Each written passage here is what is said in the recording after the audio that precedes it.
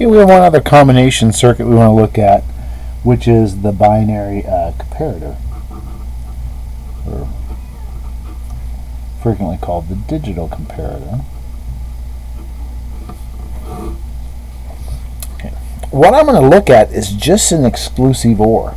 So, an exclusive NOR. So if I look at the exclusive NOR,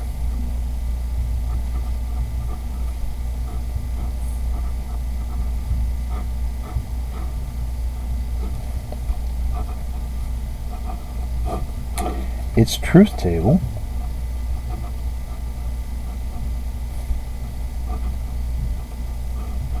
is the following. So exclusive OR said 0, exclusive OR 0, 0, invert it now, it's a 1. 0, 1 or 1, 0 would be a 1, invert it would be a 0.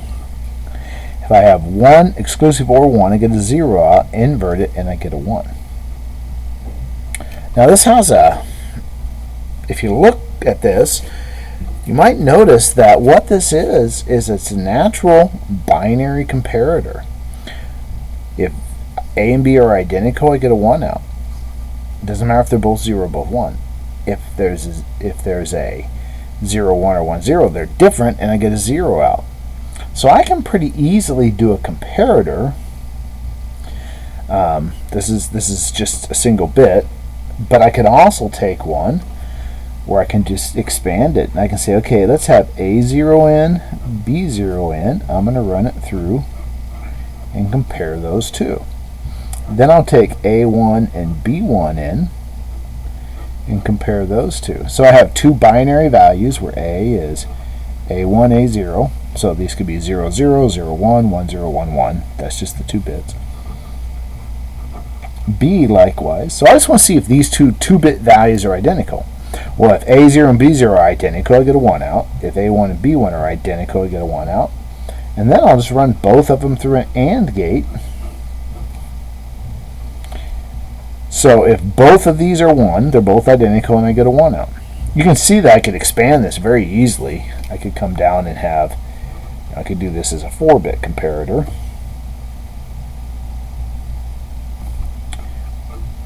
By just doubling my number of exclusive NORs, and then we have a 4-input AND, or something like that, 4-input AND gate, and then 4 exclusive NORs, and then I have a 4-bit digital comparator. You pretty easily see I can go to an 8-bit digital comparator and do 8-bit comparison. Alright, so then I can look and see if two values are identical. There's lots of applications for that. Now I'm going to take that, instead of, I don't need to draw out an 8-bit version. I think you can see how that would happen. What I'd like to do instead is take and do a 2-bit version that's a magnitude comparator. So what is a magnitude comparator? Well, let me show you here. So I'm going to bring in just A and just B. I'm going to invert A. I'm going to invert B. I'm going to run that into an AND gate. I'm going to run this into an AND gate. And then I'm going to put an exclusive NOR right here. I'll come back in a second and talk you through what we're doing.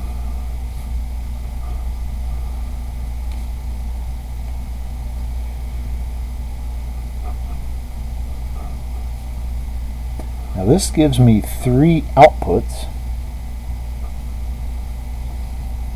and I'm just going to call them C, D, and E in this case. Alright, so let's take a look at what's going on. First of all, A, B go into this. So D is my A exclusive OR B. So really this is just A equals B. If this is a 1, A equals B. If this is a 0, A does not equal B. Okay, let's see what we have down here. So I have A naught, B. So I'm going to have A naught and B. Down here, I'm going to have A and B naught. A and B naught. So if I take a look now, this is going to be A not B. I've already written them, but I'm going to write them over here. So let's think about this. If A is a 1, I'll get a 0 out, and I'll get a 0 out, regardless of what B is. If A is a 0, this will be a 1. So if B is a 1, I'll get a 1 out. If B is a 0, I'll get a 0 out. So if this is a 1, A is less than B. So if this is a 0, I get a 1. B would be a 1. The only way I get a 1 out of here is if A is 0 and B is 1. A is less than B. Over here, the only way I get a 1 out is if A is 1 and B is 0. I'll put that in a truth table. So my inputs are A and B.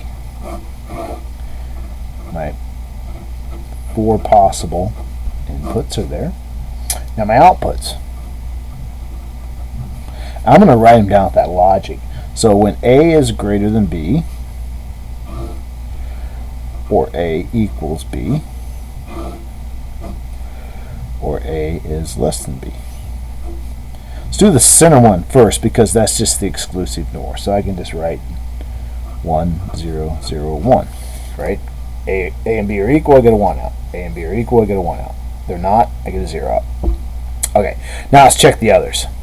Here's an AND gate that says if A is 0 and B is 1, I get a 1 out. A is 0, B is 1. I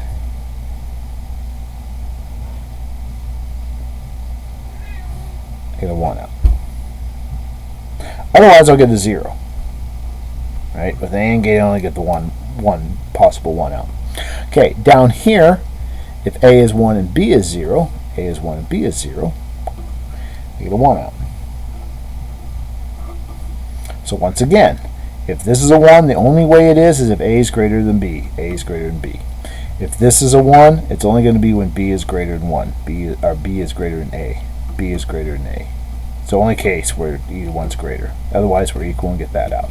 So I have 3 outputs. Only one of these will be 1 at a time, and it will tell me which is bigger and or whether I have equal values.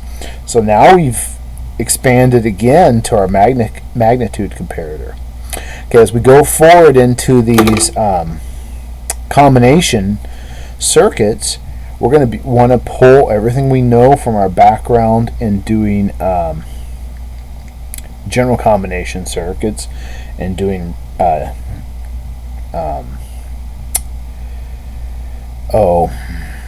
simplification of them, whether it's through Boolean algebra or through Carnot mapping. Those all still apply, and we will look at these circuits, and it should always be noted that most of them are just building up of blocks of these known circuits we've discussed. Certainly we'll have unique ones, but a lot of them just build up and just take and copy and paste and then connect and control. A lot of what we've talked about with our decoders and encoders is about controlling the flow of data. What thing is going to get selected or what's not going to get selected. And our multiplexers and demultiplexers are about also routing information from one place to another, because it's essentially a digital switch. And now we have comparators, which are just comparing, are two things identical or are they not? And it's a very powerful tool just to simply detect, do we have identical values or not? And of course we can expand this to make it multiple values, so we can easily end up with a 4-bit or an 8-bit comparator to see if that entire value is equal.